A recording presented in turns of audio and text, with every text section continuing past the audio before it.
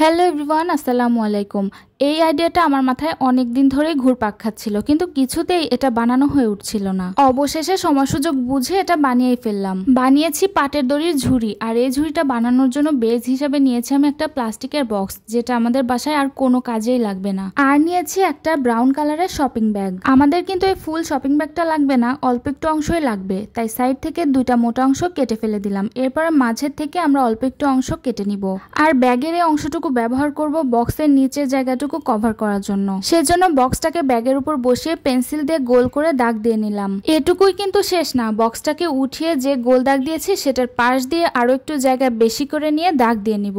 এটুকু বেশি নেওয়ার কারণ হলো শুধু নিচ দিকে কভার করলেই তো হবে না, সেই নিচের অংশটা ভালোভাবে সেট করার জন্য এই সাইডের অংশগুলো আমরা উপর দিকে উঠিয়ে দিব। আমি জানি আমার এই কথাটা অনেকেই বুঝতে পারেনি, তবে ভিডিওটা দেখলে অবশ্যই বুঝে যাবেন। কারণ কিছু কথা আছে যেগুলো শুনতে অনেকটা কঠিন লাগলেও কাজ করা দেখলে সেটা সহজ হয়ে যায়। তো যাই হোক, আমরা এক্সট্রা যে অংশটুকু নিয়েছিলাম সেটুকু কেচি দিয়ে ছোট ছোট করে কেটে নিব। এই কেটে নেওয়ার কারণে কিন্তু আঠা দিয়ে এটা সেট করতে অনেক বেশি সহজ হয়ে যাবে। কাটাকুটির কাজ শেষ হয়ে গেলে এবার আঠা লাগানোর পালা, কিন্তু গ্লু গানটা গলতে অনেকটা সময় লাগে, সেজন্য এটা আমি সুইচ দিয়ে আগে রেখে দিলাম এবং এখানে ফেবিকুইকের সাহায্যে এটা লাগিয়ে নিচ্ছি। এই ব্যাগটা লাগানোর জন্য কোনো স্ট্রং আঠার প্রয়োজনই নেই, সিম্পল যে কোনো আঠা লাগালেই হয়ে যাবে। তারপর বক্সের নিচের দিকে আমি বেশি করে আঠা লাগিয়ে দিয়েছি এবং ছোট্ট একটা ব্যাগের টুকরা দিয়ে আঠাগুলো ভালোভাবে ছড়িয়ে দিচ্ছি। আঠা দেয়া হয়ে গেলে ব্যাগের টুকরাটা সুন্দর মতো বসিয়ে দিলাম। আসলে এই ভিডিওটা কিন্তু অনেকটাই ছোট করা যেত, কিন্তু আমি সেটা করিনি। এর কারণ হচ্ছে এটা দেখে যেন কেউ না কেউ এটা বানাতে পারে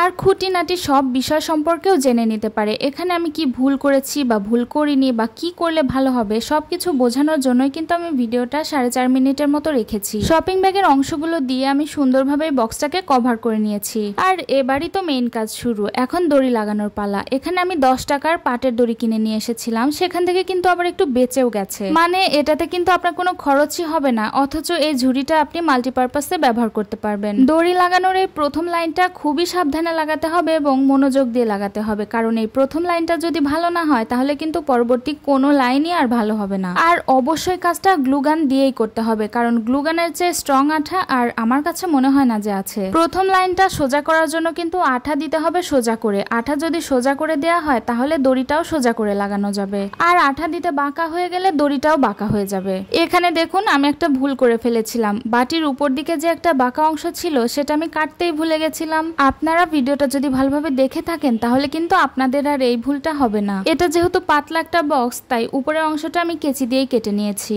ঝুড়িটা সুন্দর করার জন্য কিন্তু উপরের অংশটা কাটা অনেক বেশি জরুরি। প্রত্যেকটা লাইন একইভাবে লাগিয়ে আসতে হবে, আর লাগানোর সময় খেয়াল রাখতে হবে আঠাটা যেন বাইরে থেকে খুব একটা দেখা না যায়। ভিডিওর এই পর্যায়ে একটা জরুরি কথা বলি, আমার চ্যানেলটাকে যারা এখনো সাবস্ক্রাইব করেননি তারা অবশ্যই সাবস্ক্রাইব করে দিবেন, আর যারা ফেসবুক থেকে আমার ভিডিওটা দেখছেন তারা অবশ্যই আমার পেজটাকে ফলো করে দিবেন, তাহলে পরবর্তীতে আসা ভিডিওগুলো দেখতে পাবেন। আর কাজের মাঝে যদি আপনার দড়িটা শেষ হয়ে যায় তখন যখন নতুন দড়ি লাগাবেন তখন সেটা একটু কেয়ারফুলি লাগাবেন যেন জয়েন্টটা বোঝা না যায়। আর হ্যাঁ, এরকম ঝুড়ি বানানোর জন্য কিন্তু মোটা অথবা চিকন যে কোনো ধরনের দড়ি ব্যবহার করতে পারবেন। শুধু কথা হচ্ছে মোটা দড়ি ব্যবহার করলে কাজ হয়ে যাবে দ্রুত এবং চিকন দড়ি ব্যবহার করলে একটু টাইম বেশি লাগবে। দেখতে পাচ্ছেন আমার এখানে কিন্তু কাজটা শেষ হয়ে গেছে। শেষের অংশটাতে ভালো মতো আঠা দিয়ে সেট করে দিতে হবে। যেখানে কাজটা শেষ হয়ে যাবে ঠিক সেখানেই কিন্তু দড়িটা কাটবেন না, একটুখানি বাড়িয়ে কাটবেন। বাড়িয়ে কাটার ফলে কাজের ফিনিশিংটা অনেকটাই ভালো আসবে। দড়িটা একটু এক্সট্রা করে কাটার পরে একটু বেশি করে আঠা দিয়ে দড়িটা সেট করে দিতে হবে।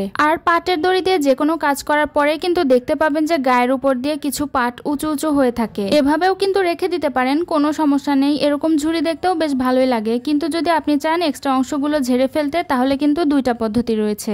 এক হচ্ছে আগুনের তাপ দিয়ে নেবেন, তাহলে কিন্তু এক্সট্রা অংশগুলো পুড়ে যাবে, এবং দুই হচ্ছে ছোট্ট একটা কেচির সাহায্যে এভাবে উপরের অংশগুলো আলতো করে কেটে ফেলবেন, তারপরে ঝেড়ে নিলেই পরিষ্কার হয়ে যাবে। আর দেখতে পাচ্ছেন কতটা সুন্দর হয়েছে আমার এই ঝুড়িটা।